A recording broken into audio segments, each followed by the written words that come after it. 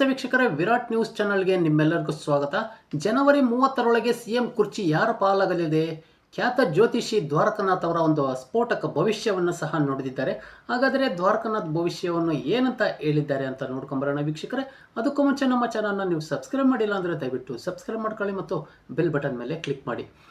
S ವೀಕ್ಷಕರೇ, ಸದ್ಯ ಕರ್ನಾಟಕ ರಾಜಕೀಯದಲ್ಲಿ ಸ್ಥಿತಿ ಅಲ್ಲೋಲ ಕಲ್ಲೋಲವಾಗಿದೆ. ಇರುವ ಒಂದು ಮುಖ್ಯಮಂತ್ರಿ ಕುರ್ಚಿಗೆ ಹಲವು ಕಣ್ಣುಗಳು ಸಹ ಬಿದ್ದಿವೆ. 2.5 ವರ್ಷಗಳ ಬಳಿಕ ಕಾಂಗ್ರೆಸ್ ಅಧಿಕಾರಕ್ಕೆ ಬರುವಲ್ಲಿ ಬಹುದೊಡ್ಡ ಪಾಲು ಹೊತ್ತ ಡಿ.ಕೆ. ಶಿವಕುಮಾರ್ ಅವರನ್ನು ಸಹ ಮುಖ್ಯಮಂತ್ರಿ ಮಾಡುವುದಾಗಿ ಮಾತುಕೊಟ್ಟ ಸಿಎಂ ಸಿದ್ದರಾಮಯ್ಯನವರು ಈಗ ಉಲ್ಟಾ ಹೊಡೆದಿರುವ ಹಿನ್ನೆಲೆಯಲ್ಲಿ ಪಕ್ಷದ ಒಳಗೆ ಭಾರೀ ಅಸಮಾಧಾನ ಹೊಗೆಯಾಡುತ್ತಿದೆ ಅನ್ನೋ ಒಂದು ಮಾತುಗಳು ಸಹ ಕೇಳಿಬರ್ತಾ ಇದೆ.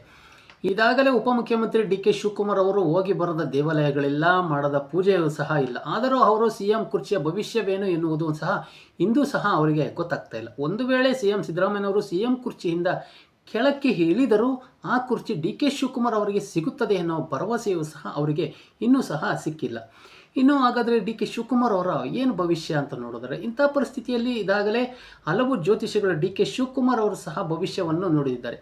ಇದೀಗ ರಾಜಕೀಯ ವಲಯದಲ್ಲಿ ಸಹ ಪ್ರಭಾವಿ ಎಂದು ಎನಿಸಿಕೊಂಡಿರುವ ದ್ವಾರಕನಾಥ್ ಅವರು ಸಹ ಡಿ.ಕೆ. ಶಿವಕುಮಾರ್ ಅವರು ಸಿಎಂ ಕುರ್ಚಿಯ ಭವಿಷ್ಯವನ್ನು ಸಹ ಅವರು ನುಡಿದಿದ್ದಾರೆ.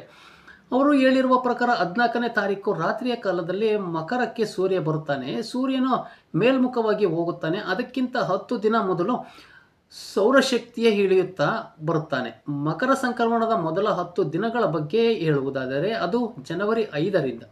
ಆದ್ದರಿಂದ ಜನವರಿ 5ರಿಂದ ಜನವರಿ 30ರ ಒಳಗೆ ಡಿ.ಕೆ. ಶಿವಕುಮಾರ್ ಅವರ ಜೀವನದಲ್ಲಿ ಏನು ಬೇಕಾದರೂ ಆಗಬಹುದು ಅಂತಂದು ಸಹ ಅವರಿಗೆ ಯಾವುದೇ ಒಂದು ಸ್ಥಾನವಾದರೂ ಸಿಕ್ಕಿಯೇ ಸಿಗುತ್ತದೆ ಅಂತಂದು ದ್ವಾರಕನಾಥ್ ಅವರು ಒಂದು ಸ್ಫೋಟಕ ಭವಿಷ್ಯವನ್ನು ಸಹ ನುಡಿದಿದ್ದಾರೆ.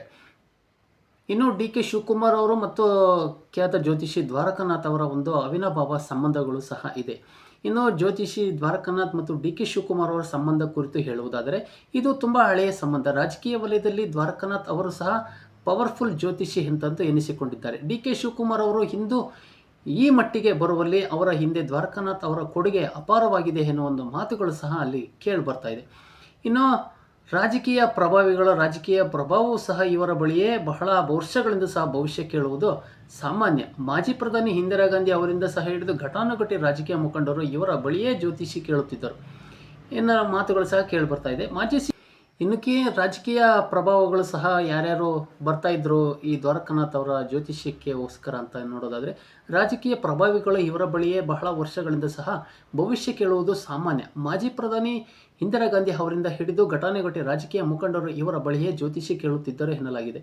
ಮಾಜಿ ಸಿಎಂ ದೇವರಾಜ್ ಅರಸು, ಸೋನಿಯಾ ರಾಜಕೀಯ ಕಾರ್ಯದರ್ಶಿ ಅಹಮದ್ ಪಟೇಲ್, ಮಾಜಿ ಸಿಎಂ ದೇವರಾಜ್ ಅರಸು, ಸೋನಿಯಾ ರಾಜಕೀಯ ಕಾರ್ಯದರ್ಶಿ ಅಹಮದ್ ಪಟೇಲ್, ಮಾಜಿ ವಿದೇಶಾಂಗ ಸಚಿವ ನಟ್ವರ್ ಸಿಂಗ್, ಪಂಜಾಬ್ ಸಿಎಂ ಅಮರಿಂದರ್ ಸಿಂಗ್, ಮಹಾರಾಷ್ಟ್ರ ಮಾಜಿ ಸಿಎಂ ವಿಲಾಸ್ ರಾಮ್ ದೇಶ್ಮುಖ್, ಉದ್ಯಮಿ ಅನಿಲ್ ಅಂಬಾನಿ ಮಾತ್ರವಲ್ಲದೆ ಬಾಲಿವುಡ್ ತಾರೆಯರು ಸಹ ಇವರ ಬಳಿಯೇ ಭವಿಷ್ಯವನ್ನು ನಟಿಯರು ಸಹ ದ್ವಾರಕನಾಥ್ ಬಳಿ ಜ್ಯೋತಿಷ್ಯವನ್ನು ಕೇಳುತ್ತಾರೆ ಎನ್ನುವ ಮಾತುಗಳು ಸಹ ಕೇಳಿಬರ್ತಾ ಇದೆ. ಹಾಗಾಗಿ ಡಿ.ಕೆ. ಶಿವಕುಮಾರ್ ಅವರಿಗೆ ಒಂದು ಸ್ಫೋಟಕ ಭವಿಷ್ಯವನ್ನು ದ್ವಾರಕನಾಥ್ ಅವರು ನುಡಿದಿದ್ದಾರೆ. ಹಾಗಾದರೆ ಎಷ್ಟರ ಮಟ್ಟಿಗೆ ಇದು ನಿಜ ಆಗುತ್ತೆ ಅನ್ನೋದನ್ನು ನಾವೆಲ್ಲರೂ ಕಾದು ನೋಡೋಣ ವೀಕ್ಷಕರೇ. ನಮ್ಮ ಮಾಹಿತಿ ಇಷ್ಟ ಆಗಿದ್ದರೆ ದಯವಿಟ್ಟು ನಿಮ್ಮ ಅನಿಸಿಕೆಗಳನ್ನು ಕಮೆಂಟ್ ಮೂಲಕ ತಿಳಿಸಿ ಅಂತ ಹೇಳ್ತಾ, ನಮ್ಮ ಚಾನಲ್ ಸಬ್ಸ್ಕ್ರೈಬ್ ಮಾಡಿಲ್ಲ ಅಂದರೆ ದಯವಿಟ್ಟು ಸಬ್ಸ್ಕ್ರೈಬ್ ಮಾಡ್ಕೊಳ್ಳಿ ಮತ್ತು ಬೆಲ್ ಬಟನ್ ಮೇಲೆ ಕ್ಲಿಕ್ ಮಾಡಿ. ಧನ್ಯವಾದಗಳು.